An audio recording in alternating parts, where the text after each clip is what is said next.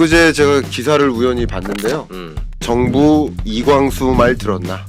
아, 저도 본 것 같아요. 네, 이광수 대표님이 생각하고 있는 거 그대로입니다. 유동성이 공급이 많이 되긴 되는데 기왕이면 그 돈이 생산적 금융으로 들어갔으면 좋겠다.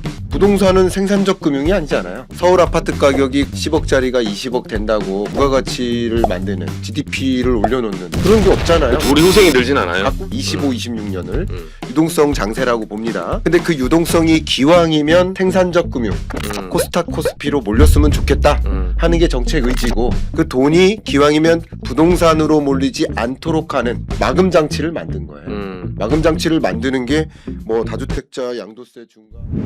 네, 질망기자. 저희는 오늘 그 설명절 특집, 경제로 좀 준비해봤는데요.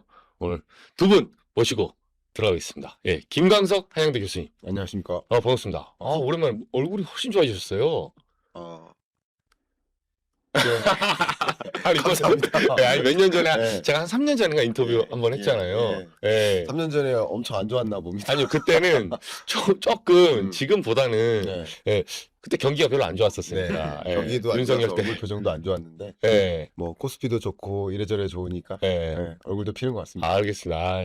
그리고 우리 광순의 복덕방 이광수 대표님 반갑습니다. 안녕하세요. 네, 아이고 우리 안진걸 소장님하고 나오신 다음에 또 저희 한 몇 달 만에 그때는 꽤 오래됐는데요. 오래됐죠.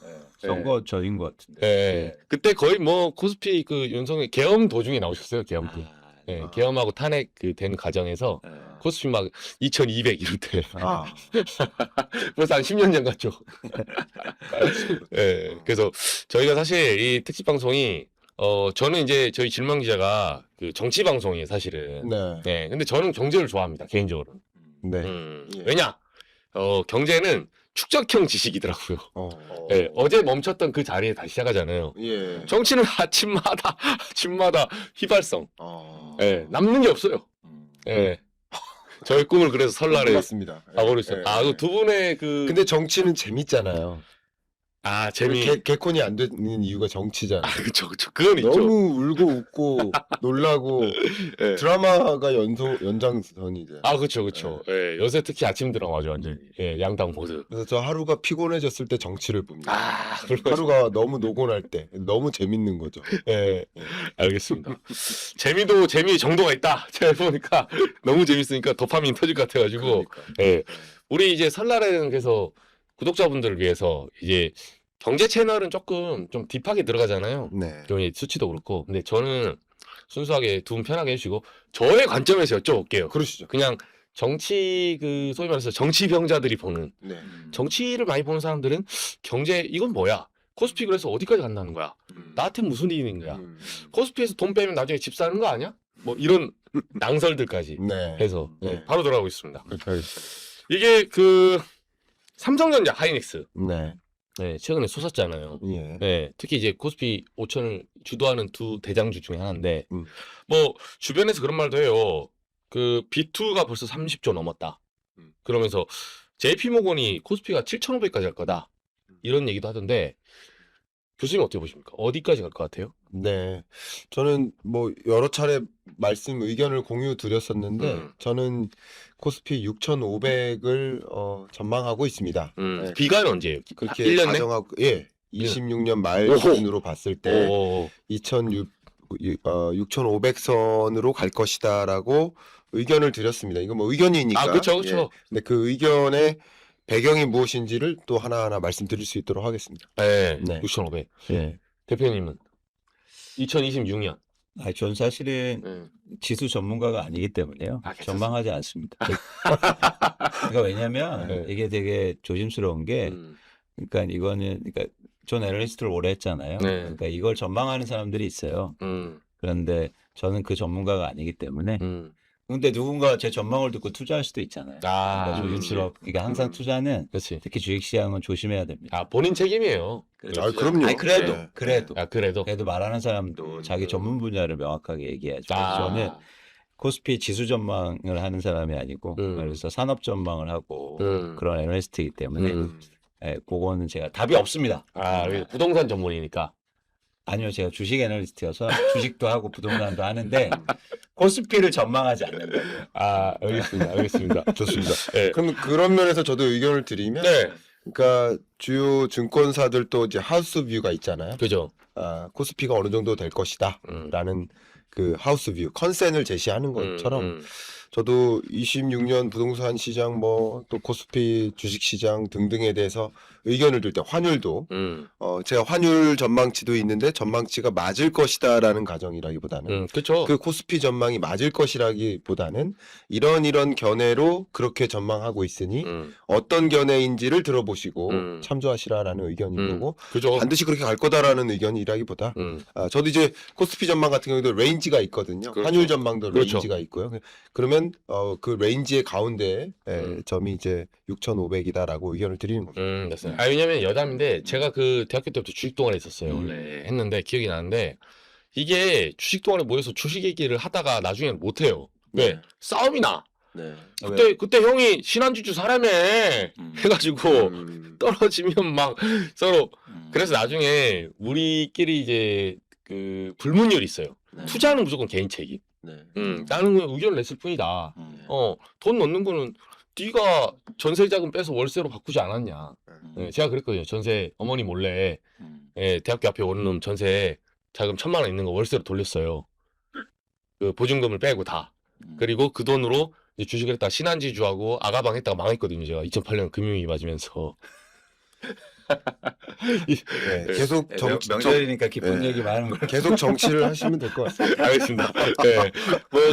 나름 구력이 있었는데 저도 아무튼 투자는 본인 책임이다. 그럼요. 그걸 정확하게 이제 대학교 때부터 느꼈다. 요 말씀 드리려고 한 겁니다. 제가 봐도 좀 사람들이 지금 전 세계 증시 가운데 그러니까 원래 코리아 디스카운트 그럼 보통 우리나라의 안보 문제를 많이 말했었거든요. 뭐 솔직히 말해서 이제 북한과의 문제 이런 거였는데 맨날 했던 이제 정치판에서 그런 말 외교적으로 하는 수사 외에 아니 이게 너무 갑자기 뛰어버리니까 AI 무슨 열풍이 있다고 해도 저도 놀랐어요. 저도 사실 그때 대학교 때 날린 다음에 큰 돈을 안 넣거든요 주식에. 근데 한국만 이렇게 지금 그러니까 물론 다 오른다고 해도 치솟았잖아요. 작년 보면 교수님 이 원동력이 뭐라고 보십니까? 이게 주로 이제 애널리스트 분들을 뵐 때는 그 원동력을 주로 종목에 주로 포커스를 두시더라고요. 그렇죠. 삼성전자, 하이닉스. 그러니까 반도체에 포커스를 두시더라고요. AI, 반도체. 근데 저는 그렇게 보는 스타일은 아닙니다.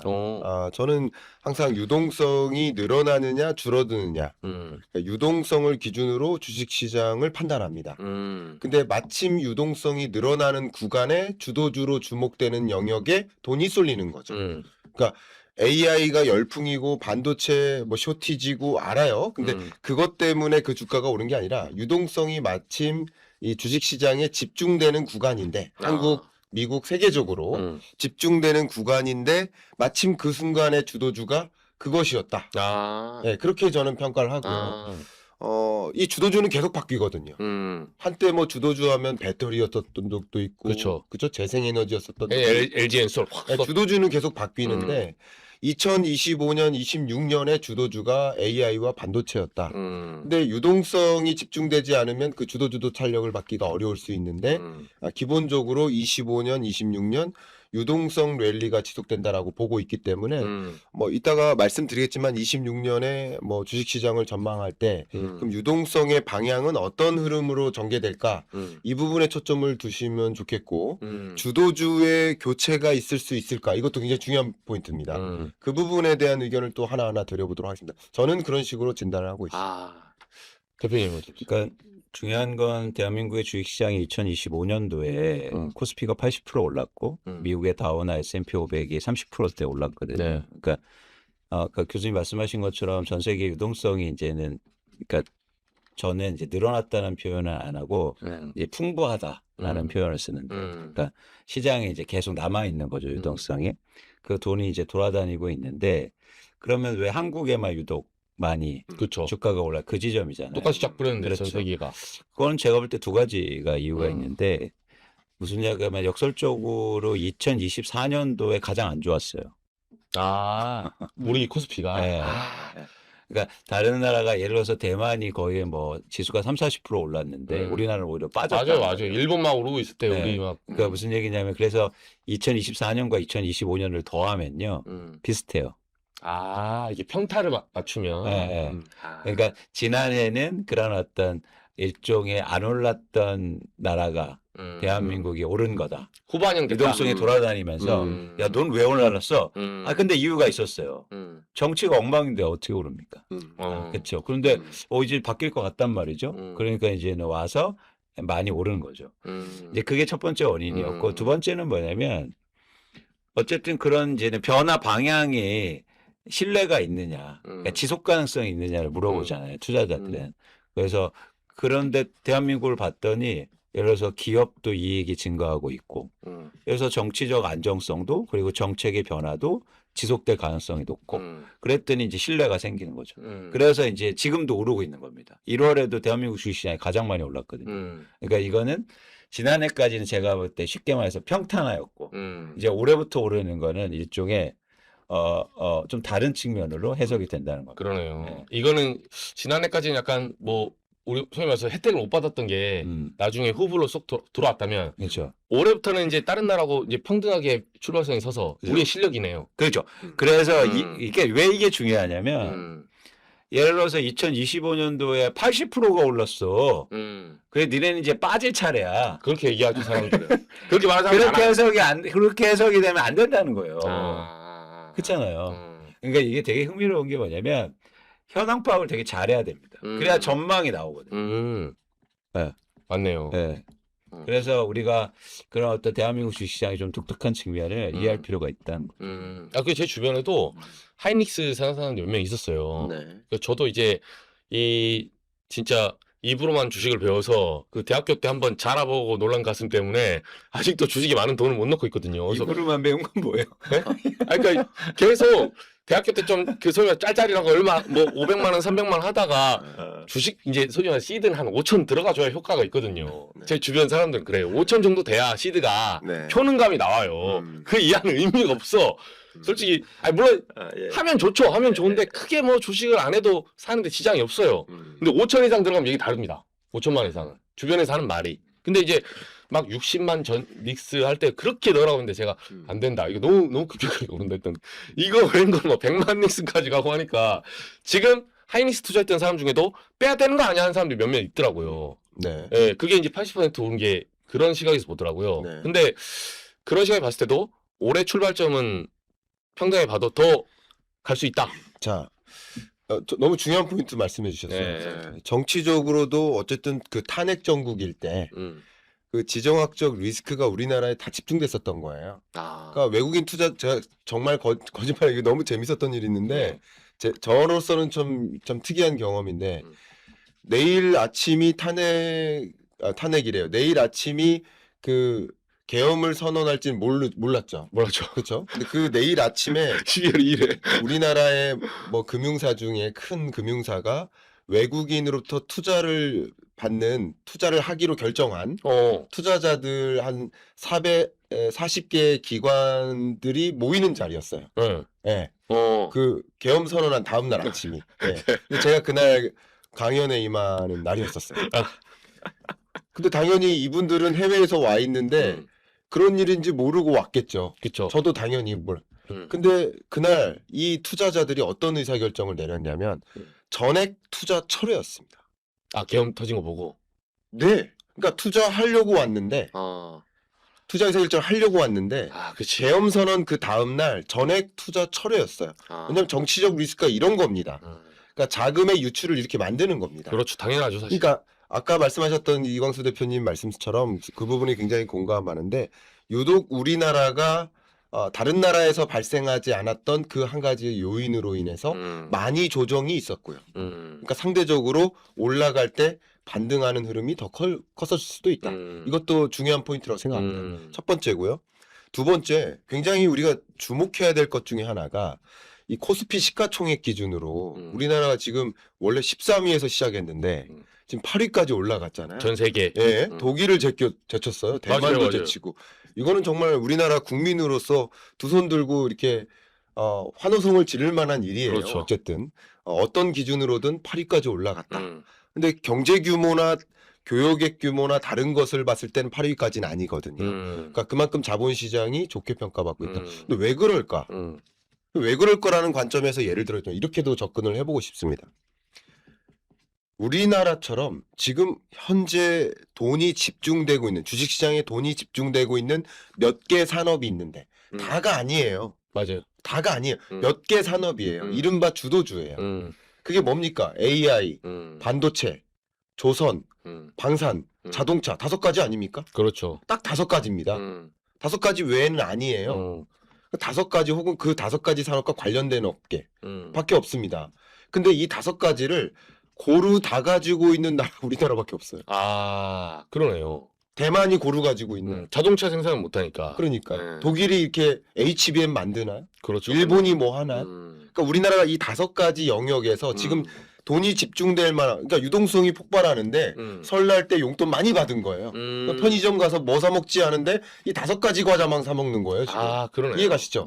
근데 그 5가지 과자를 고루 갖고 있는 편의점이 우리나라라는 거죠. 그러네요. 네? 그러니까 세계적으로 글로벌리 유동성이 집중될 여지가 많이 있는 그런 환경이다라는 것도 같이 말씀을 드리겠습니다. 어쨌든 그 산업에 돈이 집중되는데 그 산업의 두각을 나타내는 조선업, 방산, 그 여러 영역에 걸쳐서 두각을 나타내고 있는 그런 나라가 우리나라다. 그리고 한 가지만 더 제가 네. 너무 길게 말씀드리는 괜찮습니다. 거지만 제가 개인적으로 그 GPU 26만 장을 받기로 속보가 딱 뜨는 시점에 댄스랑. 네. 그 시점에 실제 방송 중이었어요. 네. 그 KBS에서 사사건건에 출연 중이었어요. 그 속보가 딱 뜨니까 앵커가 그 질문을 하는 거예요. 네. 근데 가만히 생각해 보면 우리가 GPU 26만 장을 우선 확보받는 것도 굉장히 중요한 기회지만 젠슨 왕 CEO 엔비디아 입장에서도 26만 장을 우선적으로 공급한다면 한국밖에 없어요. 왜 그러냐면 자, 극단적으로 이렇게 말씀드리겠습니다.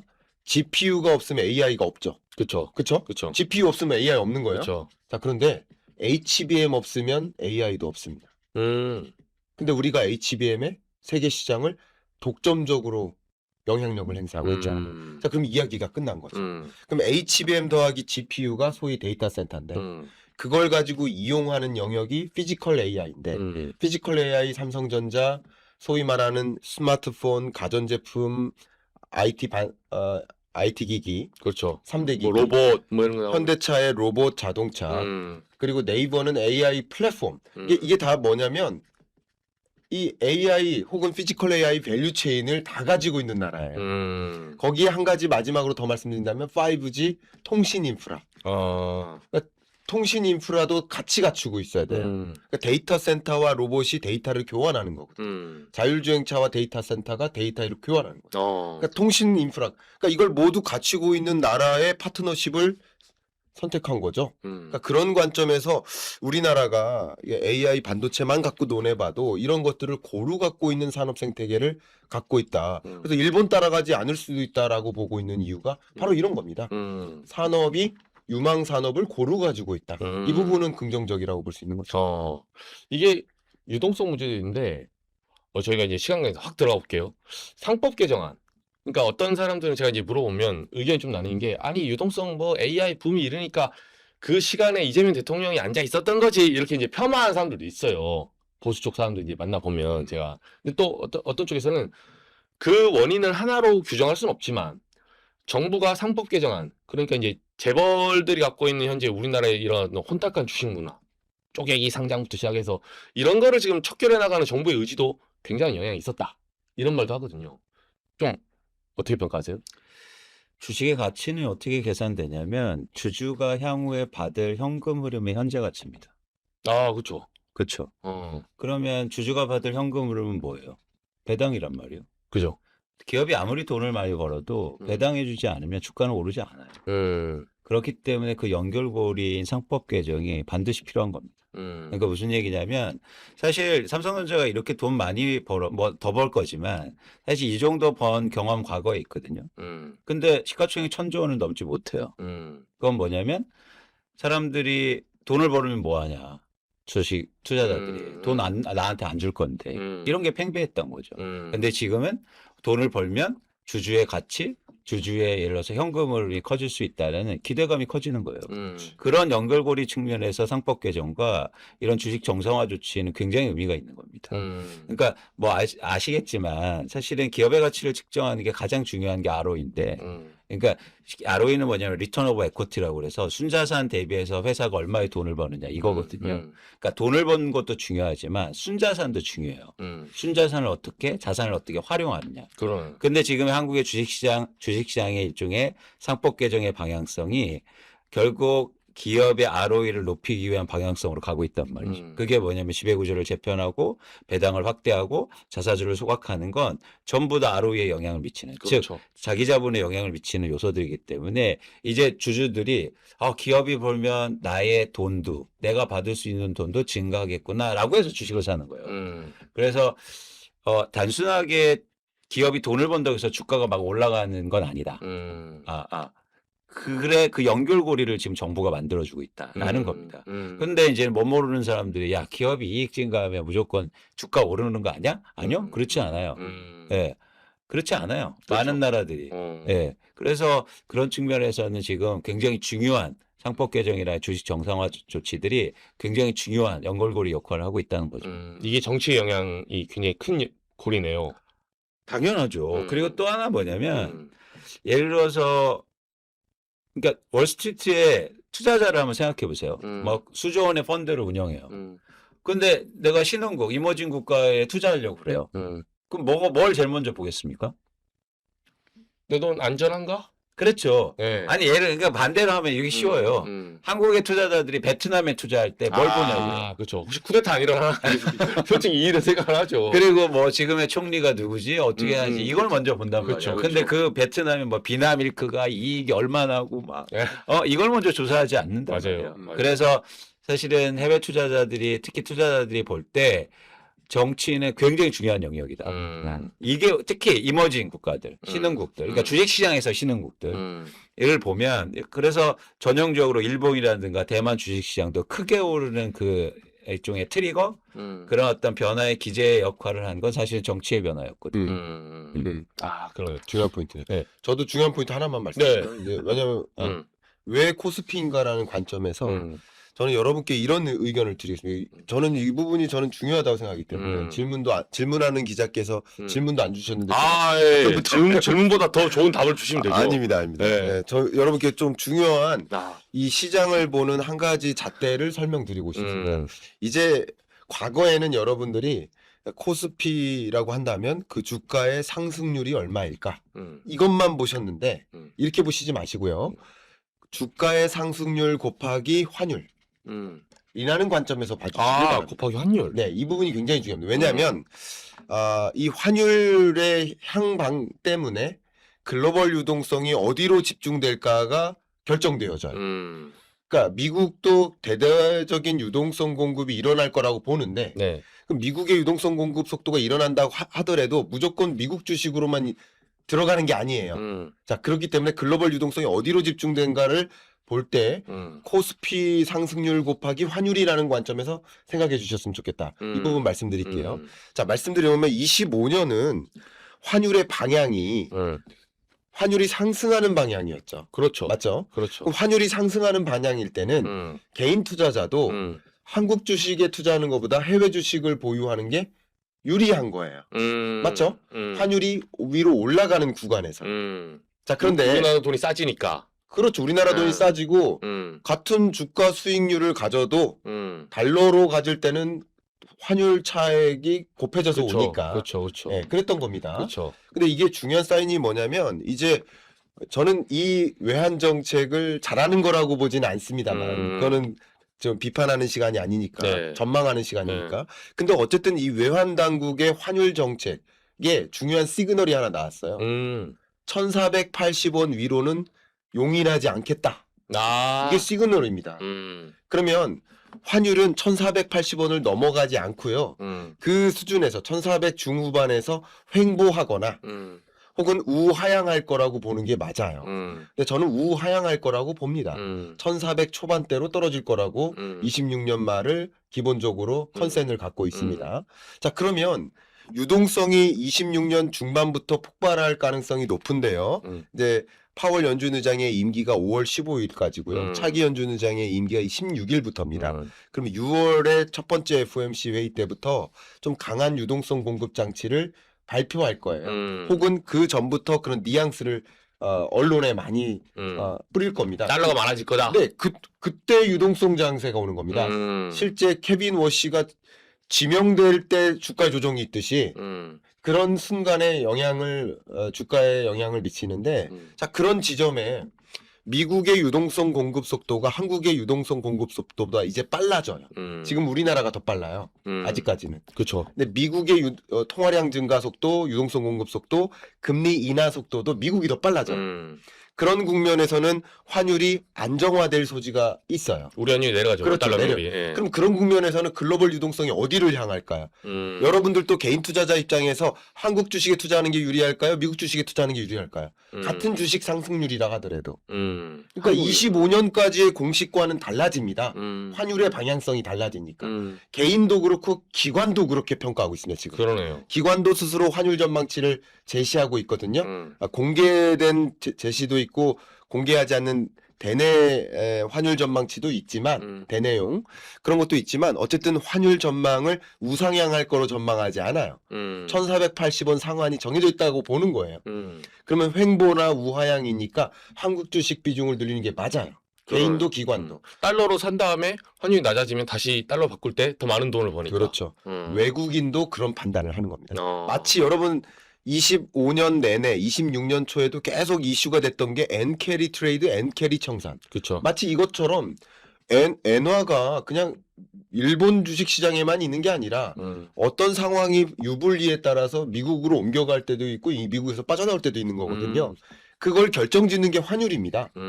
엔캐리 트레이드와 청산을 결정짓는 게 엔 달러 환율이 결정돼요. 그렇죠. 그렇죠. 그런 것처럼 여러분이 코스피가 왜 상대적으로 매력적일 수 있는가? 좋은 건 아니지만 25년 내내 환율이 많이 상승해준 덕분에 이렇게 표현할게요. 덕분에 네. 방향성이 이제 우하향으로 갈 가능성이 더 많아졌기 때문에 코스피가 더 매력적인 게 된 것이다. 글로벌리 유동성 장세가 일어나도 그 유동성이 상대적으로 한국으로 집중될 여지가 더 많아진 것이다 라고 의견을 갖고 있는 거예요. 그러네요. 작년에 비해서 올해가 우리 시장이 좀 더 좋은 조건을 가지게 되는 거네요. 네. 우하향한다면. 그래서 제가 여러분께 드리는 게 6,500을 그대로 믿으시라는 게 아니라 이런 제가 생각하고 이런 근거가 고개가 끄덕여진다 하면 그 컨센이 타당하다고 받아들일 수 있는 거고 네. 그 근거에 대해서 나는 부정적 시각이야. 난 그렇게 전제하지 않아.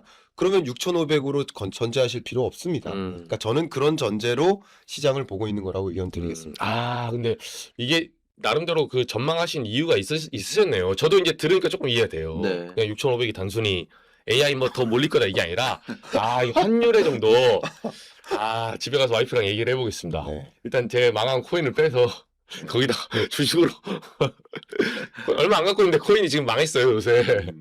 네. 이건 어떻게 보세요? 저희가 좀 더 뾰족하게 가볼게요. 제 주변에 주식하는 사람들이 하는 말은 뭐냐면 그러니까 부동산하고 자산이 연동돼 있잖아요. 그러니까 한국 시장의 자산은 부동산이 더 많으니까 돈이 모이면 야 그래봐야 많이 모으면 주식 잘 됐어. 좋아. 코스피 뭐 80% 올랐어. 뭐 100만 닉스 됐어. 뽑아가지고 결국 집 산다. 집 사기 때문에 그게 또 소위 말해서 강남 서초 송파 그리고 마용성 여기 또 집값 올리는 쪽으로 사람들이 뽑아서 갈 거다. 중산층들 다. 그러다 보면 부동산 또 몰려가지고 투기 일어나고 막 쫙쫙 갈 거다. 이런 전망도 있었거든요. 대표님은 어떻게 보십니까? 그런 가능성이 있죠. 당연히 있죠. 그래서 저희가 일단은 만약 정부가 그렇게 되길 원하지 않는다면 이제 부동산 정책이 필요한 거고 그렇게 안 되게. 근데 그게 왜 그렇게 될까요? 그건 뭐냐면 부동산으로 돈을 더 벌 수 있다고 생각하기 때문이에요. 그렇죠. 근본적으로. 근데 더 정확하게 그거 아니에요? 제가 봤을 때는 수익률이 좀 낮아도 안정적이라고 생각하는 사람이 많거든요. 사실 주식에 10억 넣는 게 쉽지가 않아요. 뭐 10억도 없지만. 근데 이제 서울 중위값 아파트를 제가 기준으로. 근데 뭐 예를 들면 서울 중위값이 10억이니까 10억을 하면 부동산이야 뭐 설마 떨어지겠어? 이게 있거든요. 그렇죠. 예, 서울에 산다. 그러니까 설마 떨어질 거야 더하기 돈을 벌 수 있을 거야라고 생각하니까. 그렇죠. 근데 만약에 돈을 벌 수 없을 거야라는 생각이고 떨어질 수도 있겠다는 생각이 들면 안 그러겠죠. 안 그러죠. 그 환경을 만들어야겠죠. 그렇죠. 떨어질 수 있다. 아. 근데 뭐 저의 이제 약간 근시안적인 시각인데 부동산이 떨어지면 안 되는 거 아닌가요? 그러니까 뭐 그 말 하잖아요. 신용 리스크. 그러니까 너무 급격하게 떨어지면 뭐 은행들이 딸려 들어간다 뭐 이런 얘기 하잖아요. 그거는 네. 그거는 기자들이 나쁜 겁니다. 아, 지금 제가 나쁜 놈인데 아니, 저도 잘 모르니까. 보수 경제지들이 만든 프레임이에요. 그렇죠. 저도 주워 들은 걸 여쭤본 거예요. 왜 거기에 계속 계신 거예요? 벗어나야지. 아니 근데 그걸 격파할 논리를 솔직히 잘 모르겠어요. 보수 경제진가요? 우리 CBS가? 아니, 일단 아니, 몰라서 경제지도 아니고 정말 몰라서 보수도 아니에요. 아 그래요? 네. 그러니까 뭐냐면 뭐 집값이 떨어지면 큰일 난다. 그런 얘기를 하잖아요. 그래서 통상 그런 얘기를 네. 공포 조성 좀 하죠. 네, 그렇죠. 근데 집값이 그렇게 떨어진 경험이 없는데 그걸 어떻게 알아요? 그러네요. 네, 네. 네. 그러니까 우리나라가 가장 큰 문제가 뭐냐면 네. 왜 한국에 부동산 불패가 있는지 아십니까? 그건 계속 올라서가 아니에요. 떨어지면 도와줘요. 그렇죠. 요거는 문제 있어요. 제가 봐도. 네, 그러니까 무슨 얘기냐면 2022년과 2023년도에 집값이 크게 하락해요. 맞아, 윤석열. 당연한 하락이었어요. 그런데 갑자기 집값을 떠받치는 정책이 나옵니다. 정책 자금 풀죠. 뿐만 아니라 무슨 강남 아파트를 살리게 해줘요. 많이 이런 나라가 어디 있습니까? 그쵸. 촌주공 살리기로 해줘요. 맞아요. 그때 막 미분양 난다고 무슨 라이언 일병도 아니고. 그러니까 이런 나라가 어디 있냐고요. 없죠. 그렇기 때문에 사람들은 자산에 대해서 신뢰를 갖고 있어요. 아무 때나 사도 떨어지면 도와줄 거라. 그러니까 불패가 있는 거예요. 이건 대마불사다. 네. 그러니까 그걸 깨면 돼요. 그걸 깨야 돼요. 그래서 앞으로 떨어지면 안 도와줄 거다 그러면 이제 큰 변화가 일어나는 거죠. 그렇죠. 근데 우리나라는 그래서 떨어진 경험이 없다. 그래서 떨어져서 경제가 망해본 적도 없는데 그런 얘기가 근거는 어디서 나오는 겁니까? 근거 없는 얘기를 하고 있다고요. 그러네요. 근데 올라갈 때가 부작용이 훨씬 더 크단 말이에요. 그렇죠, 사실. 네. 한국 경제가 이렇게 된 게 사실은 부동산 때문에 큰 거 아닙니까? 가계부채가 이렇게 많고 맞아요. 소비도 줄고 지금 여러 가지 문제가 난 게 다 부동산에 출발한 거 아니에요? 수도권 집중 현상. 그러니까 자 선택은 두 가지예요. 자 여기서 올릴 거냐 떨어질 거냐 이걸 선택해야 돼요. 그러니까 제가 볼 때 떨어지는 선택이 훨씬 더 맞다. 한국 경제를 위해서. 그러니까 몇 프로 정도 생각하세요? 그러니까 몇 프로 정도? 그런 거 없다니까요. 이게 자산시장에서 되게 유의할 게 있어요. 그러니까 왜냐면 몇 프로 얼마 이거를 할 필요가 없어요. 그건 다 장사꾼들이 하는 거예요. 시장은 투자라는 거 그리고 자산시장은 변화를 읽는 과정이에요. 근데 이거 교수님 얘기하는 게 아니고 장사꾼들이 이렇게 얘기해요. 아직 장사해 본 적은 없는데 여기까지 갑니다. 뭐 몇 프로 떨어집니다. 오릅니다. 그래서 막 맞췄습니다. 저를 믿으세요. 그건 아니에요. 방향성을 읽는 거예요. 우상향. 그렇죠. 그리고 떨어질 거다. 이렇게. 그게 오히려 훨씬 더 도움이 된다. 그러니까 여러분들도 우리가 경제에 관련된 그 컨텐츠나 이걸 볼 때도 되게 유의하실 필요가 있어요. 예를 들어서 만 갑니다. 무조건 투자하세요. 이런 사람이 이제 막 많아지고 있단 말이에요. 그게 과연 맞냐는 거예요. 그건 맞출 수도 없고, 그건 옳지 않다. 방향성을 얘기해 주는 거예요. 그럼 어떻게 되냐면 사람들의 생각이 유연하게 돼요. 제가 이 말씀을 왜 드냐면 되게 중요하기 때문에. 네. 왜냐면 제가 요즘 기자들하고 통화를 안 해요. 항상 그렇게 질문해. 몇 프로 떨어지네? 그게 왜 중요합니까? 그 독자들이 알고 싶어 하니까. 아니죠. 네. 알고 싶어 한다고. 그럼 보고 싶어 한다고 막 TV에다 그럼 야한 거 막 계속 틀지? 그러네요. 예? 그럼 보고 싶어 한다고 막 다 옷 벗고 그렇게 놀지? 그게 아니잖아요. 예? 그러네요. 가야 할 길이 있지 않습니까? 네. 그러면 그거보다 정제해서 예를 들어서 그러네요. 그게 중요한 게 아닙니다. 방향성이 중요하고 이런 겁니다. 그러네요. 제가 여기 지나쳤나요? 아닙니다. 제가 뭐 이상한 속을 쓴 건 아니잖아요. 아니, 저는 좀 야단 맞는 느낌인데 저는 경제부 기자가 아니니까 그냥 정치부 기자로서 주워 들은 거 이제 여쭤본 거다. 그러니까 기자님을 혼내지 마세요. 아니 괜찮아요. 아니야 고치셔야 돼. 네. 제가 볼 때 몇 프로 물어보면 아, 좋습니다. 그러네요. 네. 저도 안 좋아. 너무 제가 관습에 답변 드릴까요? 예. 저는 이 부분에는 조금 다른 생각을 갖고 있어요. 아, 예. 네, 의견을 좀 드려보겠습니다. 일단 엊그제 제가 기사를 우연히 봤는데요. 그 반말로 말씀드려도 될까요? 아, 괜찮아요. 기사 제목이 당연하죠, 당연하죠. 정부 이광수 말 들었나? 이 기사 제목입니다. 아, 저도 본 것 같아요. 네. 이광수 대표님 말한 무슨 대로. 말이냐면 이제 다주택자 양도세 중과 뭐 음. 이 제도 개편이나 보유세 개편이나 이런 것들에 대해서 최근에 좀 꾸물꾸물했었는데 적극적으로 발언하는 그게 이제 시장에 실제 영향을 지금 미치고 있거든요. 그런 의지, 그런 것들이 영향을 미치고 있기 때문에 기본적으로 부동산 시장의 정책의 방향성은 딱 이렇게 정리하면 됩니다. 이광수 대표님이 생각하고 있는 거 그대로입니다. 거의 뭐냐면 유동성이 공급이 많이 되긴 되는데 기왕이면 그 돈이 생산적 금융으로 들어갔으면 좋겠다. 이겁니다. 그러니까 부동산은 생산적 금융이 아니잖아요. 그렇죠. 서울 아파트 가격이 가만히 있는데 10억짜리가 20억 된다고 뭔가 부가가치를 만드는 GDP를 올려놓는 그런 게 없잖아요. 그쵸, 양극화만 키울 뿐. 우리 후생이 늘진 않아요. 갖고 있는 자와 갖고 있지 못한 자와 격차만 벌려놓을 뿐 그게 뭔가 후생을 늘려놓는 건 아니잖아요. 맞아요. 그런 관점에서 기왕이면 돈이 유동성이 폭발적으로 늘어나는 구간일 텐데 25, 26년을 유동성 장세라고 봅니다.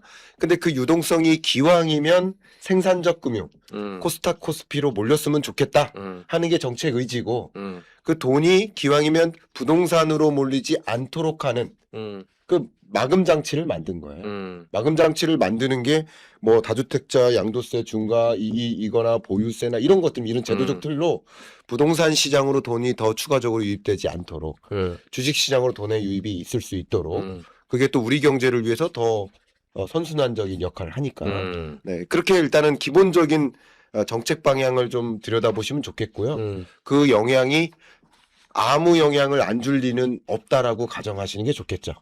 그것도 역시 코스피로 더 많이 돈이 쏠리는 요인이 되겠죠. 그렇죠? 그럼 그 장치가 없다면 이 물이 쏟아지는데 이쪽으로도 가고 이쪽으로도 가는데 이쪽으로 가는 마금 장치가 없다면 상대적으로 코스피가 상승하더라도 상승률이 덜할 수 있었겠죠. 근데 그 돈이 아무래도 예를 들어서 다주택자들이 매도해요. 그 매도한 자금을 은행에 둘 건지 일부는 주식 비중을 더 늘릴 건지를 선택하겠죠. ETF 갈 수도 있고. 일부라도 네. 그 자금은 주식이나 이런 시장으로 갈 수 있습니다. 네, 코인으로도 갈 수 있고요. 그게 금으로도 갈 수 있고요. 그러니까 일부라도 집을 매도한 그 차익 거래한 그 금액만큼을 상당 비중 주식으로 옮길 수도 있는 여지가 있으니까 그 제도적 장치도 추가적으로 상법 개정이라든가 이런 노력, 의지도 주식시장에 반영되는 겁니다. 그러니까 이게 상법 개정이 이미 25년에 끝났고 26년에 추가적으로 할 게 없어요. 그러면 그것은 추가적인 동인이 안 되죠. 네. 근데 앞으로 또 상법 개정이나 추가적으로 이 플레이그라운드를 개선하겠다는 의지를 갖고 있죠. 그 저는 굉장히 좋게 보는 것 중에 하나가 우리나라가 이제 시가총액 중에서 아까도 말씀드렸지만 8위까지 올라갔단 말이에요. 네. 그러면 MSCI 선진국 지수에 포함되거나 네. 국채도 마찬가지 그런 지수가 있습니다. 이런 지수에 포함되면 더 많은 글로벌 유동성이 한국으로 집중될 여지가 많아요. 네. 그러니까 이게 좋은 게 계속 좋은 거를 만드는 거예요. 네. 그 부분을 말씀드리고 왜 우리가 컨센을 제시하냐, 그러니까 왜 상승률을 논하냐, 왜 저도 이제 경제 전망을 매년 하고 있지만 경제 전망치는 다른 말로 우리 경제가 작년보다 좋아요, 나빠요를 논하는 게 아니라 작년 성장률은 1%인데 26년 성장률은 1.7%다라고 전망치를 제시하는 것은 그게 방향성이기 때문입니다. 그러니까 그 방향성도 특히 여러분들이 관심 있어 하는 자본시장, 자산시장에서는 저의 소견을 드리면 제 의견은 어쨌든 기회비용을 고려한다면 코스피의 상승률이 몇 %예요? 코스닥의 상승률은 몇 %예요? 부동산 가격의 상승률은 몇 %예요? 그럼 모든 것이 우상향한다면 더 높은 수익성을 가져갈 수 있는 영역에 자금을 모는 게 맞는 선택이 될 테니까. 그렇죠. 그래서 이제 전문가들로부터 상승률도 물어볼 수 있다. 그리고 예를 들어서 집값의 하락률도 저는 상당 부분 조정이 찾아올 거라고 봅니다. 이 정책의 방향이. 그게 이 부동산 매매가, 아파트 매매 가격의 방향성을 기조적으로 바꿀 것인가, 일시적으로 조정하는데 멈출 것인가, 이것은 다른 의견이 있을 수 있지만 어쨌든 영향 요인은 될 거라고 봅니다. 근데 그것이 하락 정도가 심각한 조정이냐, 아니면 소폭 조정이냐, 아니면 뭐 차라리 종부세 내지 뭐, 예를 들어서 양도세 중과 내지 뭐 할 정도의 하락이냐, 뭐 이런 여러 가지 다른 선택지와 비교해서 의사결정을 다들 내리시기 때문에 다시 말해서 기회비용을 고려한 의사결정을 내리시기 때문에 그러니까 저는 어쨌든 뭐 전문가마다 방식이 다르지만 저는 뭐 제 의견을 그 숫자로 말씀드리려고 노력을 하고 있습니다. 아, 그러네요. 그 대표님 봤을 때 보수 경제지에서 이제 말하는 반론을 제가 대신 해볼게요. 제가 거기에 찌들어 있으니까 저도 이제 내용을 잘 몰라서 네. 제 머릿속에 있는 거. 그러니까 언뜻 듣게 이광수 대표님이 말하면 그럼 이거는 하는 그 도전적인 질문들이 있거든요. 예를 들면 양도세 중과처럼 좀 더 뾰족하게 들어가면 중과했어. 근데 예를 들면 다주택자가 양도세를 받으면 팔 수도 있겠지만 세입자가 있을 거 아니에요. 다주택자니까. 거기다가 이제 때려서 얻는다는 거예요. 그러면 애먼 세입자만 더 피해보지 않냐. 이 논리가 있더라고요. 경제지에는. 요건 어떻게 보세요? 그러니까 전형적으로 인과관계와 상관관계를 해석하지 못하는 무식한 발언이죠. 예, 그러니까 뭐냐면 조세의 전가는 불가능합니다. 100%는 불가능해요. 시장의 상황에 따라 달라지는 거예요. 예를 들어서 제가 임대인한테 조세를 했는데 자, 전세가 올려줘. 그럴 수 있죠. 당연합니다. 네. 근데 만약 임차인이 아니 난 못 올려줘요. 이사 갈래요. 하면 회피가 되잖아요. 그렇죠. 그러니까 그러면 시장 환경에 따라서 달라지는 거죠. 정도의 값이. 그럼 이 수요가 얼마나 세냐에 따라서. 그리고 공급이 얼마나 많냐. 그러네요. 이런 거에 따라서 달라지는 거죠. 그러네요. 그래서 예를 들어서 주택시장의 임대차 시장이 안정적이고 공급이나 수요가 안정적인 상황에서 조세 전가는 불가능하다. 그러니까 근본적인 원인이 뭔가를 물어봐야지. 예를 들어서 조세만 해서 갑자기 막 전월세 가격이 오를 거다 이렇게 얘기하면 건 문제가 있다는 거예요. 그래서 그러면 이렇게 합리적으로 접근해야죠. 뭐냐면 지금 세금을 예를 들어서 양도세를 부과했을 때 그걸 전세나 월세 가격으로 전가할 수 있는 네. 시장이 되게 심각한 상황이냐. 저는 그렇게 보고 있지 않다는 거예요. 네. 왜요? 그러니까 예를 들어서 임대차 보호법도 존재할 뿐만 아니라 지금 대한민국에 집이 부족한 상황이 아니란 말이에요. 그러면 이사 갈 수 있다는 얘기예요. 쉽게 말해서. 왜 이사 가기 어렵다고 하는 줄 아세요? 지금? 솔직히 말해서 질이 너무 높은 걸 보기 때문이에요. 그러니까 좋은 아파트. 그렇죠. 새 아파트. 이걸 보니까 아유 난 이사 갈 데가 없어요. 매물이 왜 이렇게 없어요. 이렇게 하는 거지. 제가 볼 때 범위가 넓어지면. 근데 그런 과정이 일어날 수 있어요. 조사의 정가를 하려고 그러면. 그렇죠. 그럼 피하기 위해서 그런 적극적인 행동이 이루어지는 거죠. 그러면은 그러니까 이게 이렇게 다 연결되는 거고 핵심은 인과관계가 거기에 있지. 근데 굉장히 직관적이잖아요. 그죠? 예를 들어서 세금 올리면 저 월세 올릴 거야. 직관적이죠. 직관적이죠. 네. 내가 집주인이라도 그렇게 하겠거든. 그냥 그건 시장에서 얘기하는 거예요. 근데 진짜 그렇게 움직이지 않는다. 라고 저는 얘기 드리는 겁니다. 그랬더니 제가 그냥 드리는 말씀이 아니고 고민을 하고 기사를 써야 될 거 아니에요. 그렇죠. 그러네요. 뭐 제가 쓴 건 아니라서. 아니 제가 너무 화나는 게 이런 거예요. 제가 기왕 얘기 드렸으니까. 이해됩니다. 경제지 기자가 전화가 와요. 그래서 뭐라는 줄 아십니까? 저 너무 몰라서 저 좀 교육시켜달래요. 그럼 하지 말아야죠. 그럼 하지 말아야죠. 무슨 경제지 기자를 해. 저 경제부 이번에 맡았대요. 그래서 저 좀 교육시켜달래요. 말이 됩니까? 그거는 배워서 해야죠. 사실 조금. 어느 정도는. 말이 되냐고요. 안타까울 때가 많이 있어요. 그러니까 그런데 우리나라의 대부분의 국민들이나 시민들은 그런 기사를 철석같이 믿는단 말이에요. 그러면 예를 들어서 부동산 중개업자한테 배우고 왔어. 그러니까 맨날 똑같은 얘기를 하는 거예요. 그쪽 시각을 많이 배우니까. 그렇죠. 그래서 뭐 세금 올리면 월세 올라갑니다. 뭐 주택 공급이 부족해서 집값이 올라요. 재건축해야 돼요. 맨날 똑같은 얘기 하잖아요. 왜냐면 업자한테 배워왔거든. 그 업자 논리죠 사실. 스스로 배워야 될 거 아닙니까? 공부하고. 자, 기자님이 잘못하셨고요. 네. 반성하시고요. 제가 또 반성하고 있습니다. 아, 저도 진짜. 너무 저는 맞는 부동산 기사 안 이 써요, 부분은 그래서. 맞는 말씀이에요. 그러니까 교수님 그렇잖아. 네. 전화 와서 공부해달라고 하죠. 제가 그 핸드폰에 음. 기자 이렇게 연락처 검색하면 몇 네. 개 나오는지 아세요? 한 3, 400개 나오세요? 566개 나옵니다. 오. 그리고 차장 기자, 부장 기자, 오. 국장님은 기자로 저장 안 돼 있으니까. 네. 그러니까 그것까지 하면 600명 정도 되는데. 네. 근데 말씀하신 대로 기자분들이 이미 이 팩트에 대해서는 판단을 하고 계시고 그리고 그것에서 추가적으로 응용적인 부분에서 같이 고민하고 논의하는 질의를 받으면 너무 신나요. 너무 좋죠. 같이 고민하고 난 이런 의견이 있고. 아. 근데 정말 그 기본을 아예 모르고 이제 그 기본에 관한 질문을 하시거나 하면 A, B, C 중에 A를 물어보면. 예, 그 안타깝습니다. 그거는 공부 많이 하셔야 됩니다. 그러니까 그 역할 하시는 분. 그 부분 말씀드리고요. 제가 시간이 별로 없으니까 네. 이번에는요 제가 질문 드릴게요. 오. 제가 개인적으로 이런 네. 질문을 갖고 네. 있습니다. 제가 솔직히 저한테? 예, 예. 그러니까 제가 정부에게 드리는 질문이기도 하고요. 이광수 대표님께도 한번 질문 드리는. 저도 뭐 아마 아시는 분은 아실지 모르겠지만 전망하는 것과 희망하는 것은 다른데 아파트 매매 가격이 상승하는 게 우리 경제에 좋은가 하락하는 게 좋은가라고 두 가지 중에 물어보면 하락하는 게 우리 경제에 좋다라고 보는 사람이에요. 이해 가셨죠? 근데 제가 드리는 이런 정책 제도적인 방식으로 집값을 이제 잡겠다, 안정화시키겠다라는 의지란 말이에요. 그래서 정부의 의지는 일단 가정을 한다면 이제 이런 뭐 양도세라든가 보유세 이런 제도적 장치를 통해서 어쨌든 가격의 상승을 이제 막겠다. 이게 안정화의 개념이거든요. 그럼 이제 정점 찍고 가격이 다소 떨어졌으면 좋겠다. 이게 정책의 의지입니다. 자, 그러면 이 정책의 의지는 구윤철 부총리께서 직접 말씀하신 거니까 그럼 이게 가격 안정화의 개념이에요. 네. 예.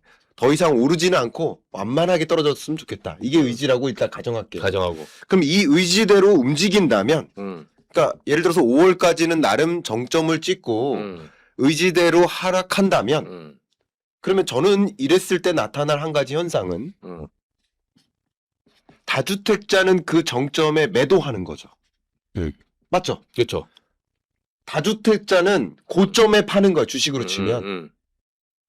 그리고 하락을 면치 않는 거예요. 고점에 파는 거예요. 돈 다 벌고.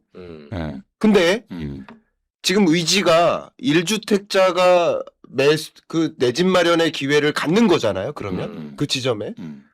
근데 정말 60평생 온 젊음과 그 모든 노동과 피와 땀을 다 들여서 모은 전 재산을 가지고 내 집을 마련해야 하는데 드디어. 근데 그때부터 떨어져요.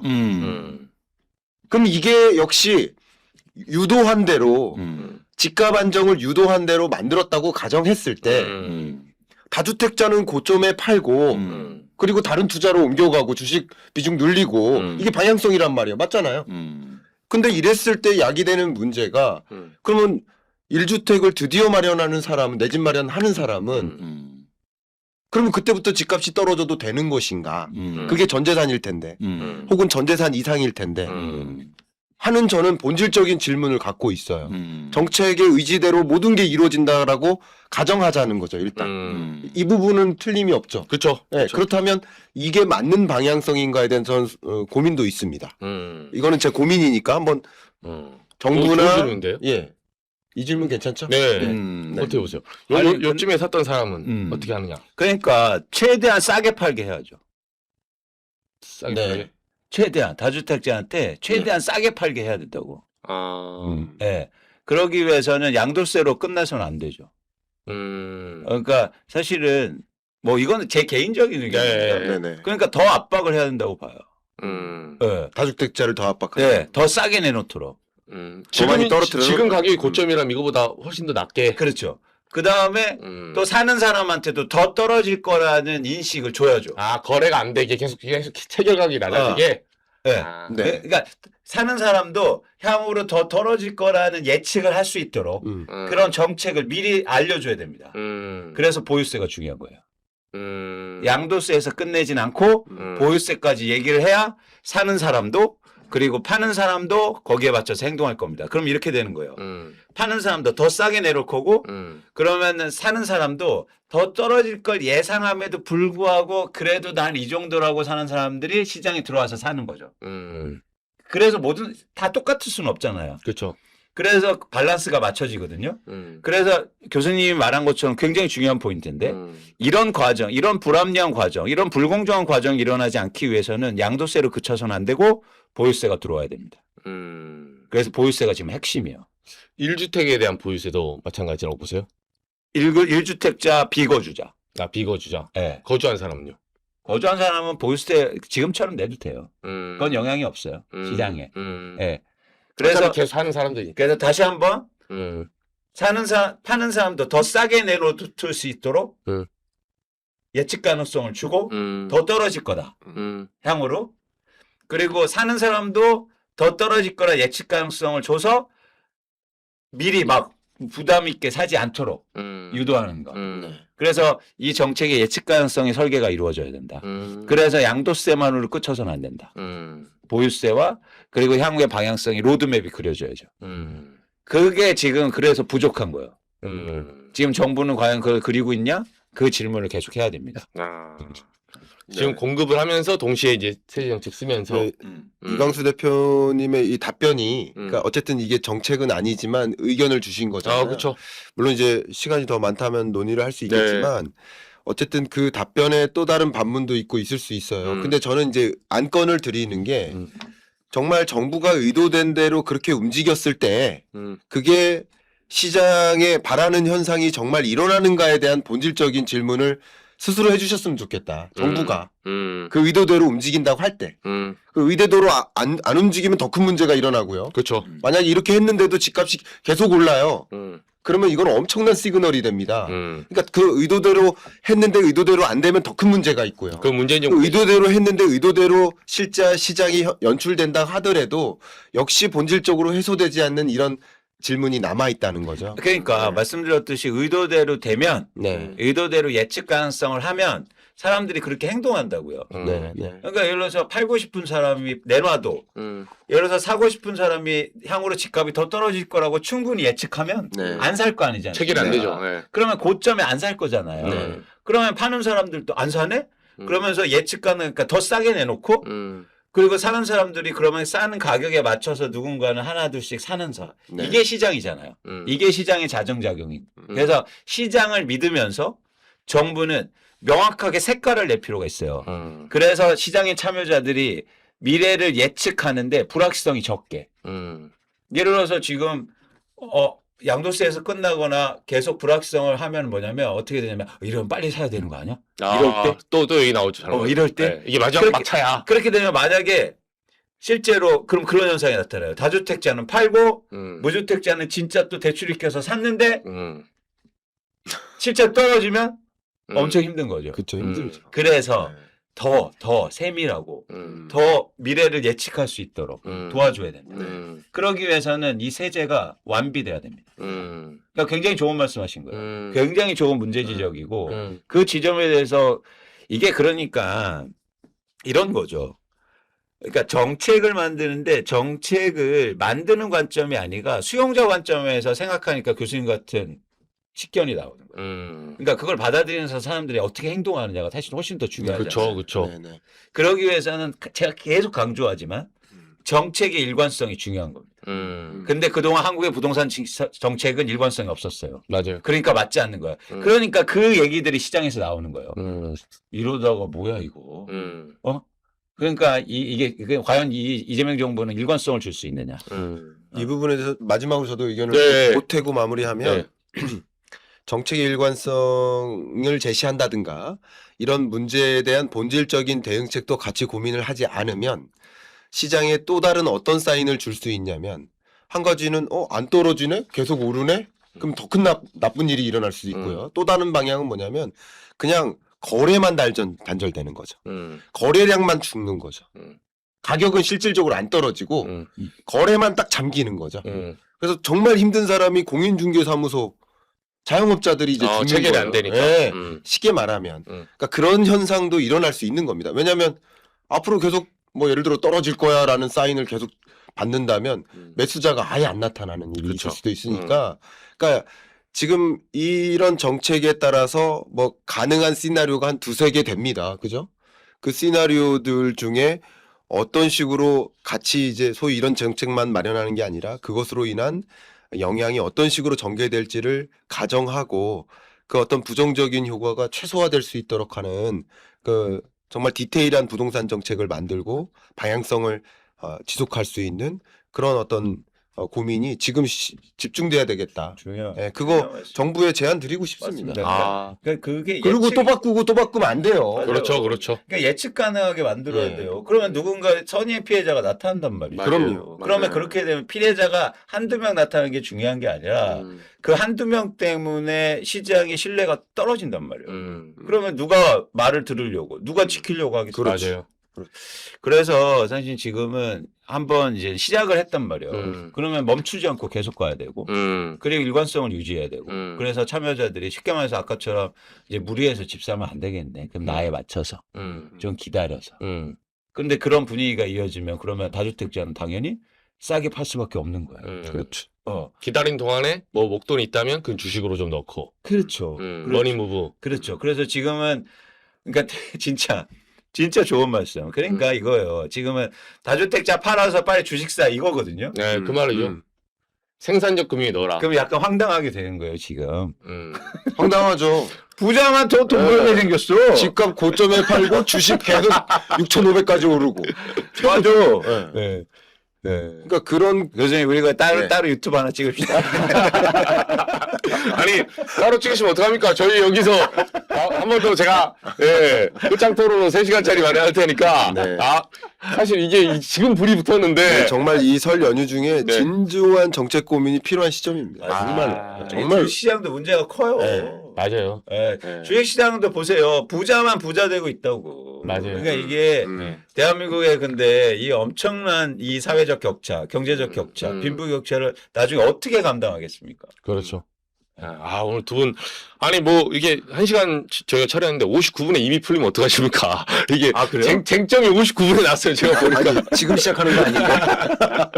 저희가 명절 지나고 제가 꼭 한번 초대해. 저희 질문 기자, 그날 정치, 좋아하시는 분 안 들어와도 돼요. 그냥 우리끼리 실시간 동조 100명으로 제가 데려가겠습니다. 3명만 봐요. 3명. 예, 하시죠. 뭐, 합당이고 뭐 알 필요 없어요, 그런 거. 예.